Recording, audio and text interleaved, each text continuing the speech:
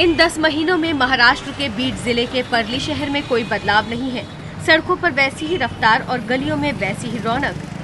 पर अब इस बात की उम्मीद ज्यादा है कि यहाँ गोद में पहले से ज्यादा बच्चियाँ जन्म ले रही होंगी, क्योंकि यहाँ कोख में कत्ल करने वाली एक फैक्ट्री बंद हो गई। ये है उस सील हुई फैक्ट्री की तस्वीरें जिसे चलाने वाले इसे क्लिनिक का नाम देते थे। 18 मई 2012 को एक मजदूर महिला के अवैध गर्भपात के दौरान मौत के बाद इस क्लिनिक को चलाने वाले 2 नाम दुनिया के सामने आए। डॉक्टर सुदाम मुंडे और डॉक्टर सरस्वती मुंडे। दोनों डॉक्टर इलाके में नामी डॉक्टर थे, लेकिन जान बचाने के लिए नहीं, बल्कि कोख में पल रही बच्चियों की जान लेने के लिए। दुनिया सिर्फ अंदाजा ही लगा सकती है कि 1978 के बाद से अब तक इन्होंने कितनी बच्चियों की जान ली होगी। पिछले 10 साल से ये प्रैक्टिस ये इंसान कर रहा था।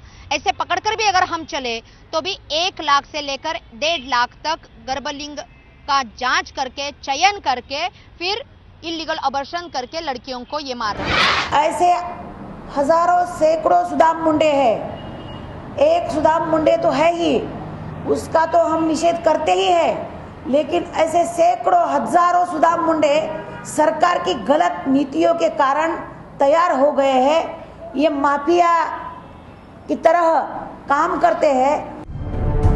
आरोप है कि सरस्वती और सुदाम की इस कोख में हत्या करने वाली फैक्ट्री में महाराष्ट्र ही नहीं, बल्कि कर्नाटक और गुजरात से भी लोग आते थे।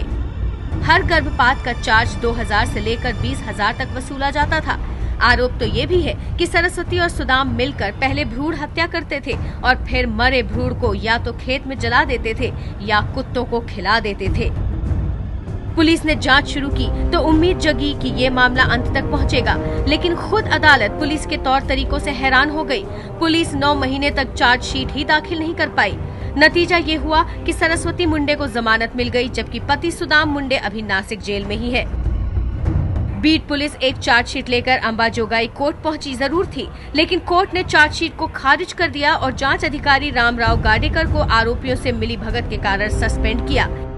जब केस होती है तो पुलिस यंत्रणा उसमें कई लैक्यूना छोड़ देते हैं, और वो लैक्यूना अगर परिपूर्ण नहीं कर सके तो कितना भी भयानक आरोपी हो वो छूट जाता है। हमें यह आशा है तो सुदाम मुंडे को जो भी कायदे की जो तरतूद है उसमें ज्यादा से ज्यादा कड़ी सजा इसमें मिलनी चाहिए। अदालत ने ही सीआईडी से जांच कराने के आदेश दिए। अब सीआईडी चार्जशीट दाखिल करने की तैयारी में है। सुदाम के साथ अभी तक 18 लोगों पर आरोप तय हुए हैं। इनमें से एक आरोपी की मौत हो गई है। मुंडे का अस्पताल सील हो चुका है और महाराष्ट्र मेडिकल काउंसिल ने दोनों डॉक्टरों का प्रैक्टिस लाइसेंस रद्द कर दिया है। बीड से गोविंद शेलके के साथ राहुल कुलकर्णी की रिपोर्ट।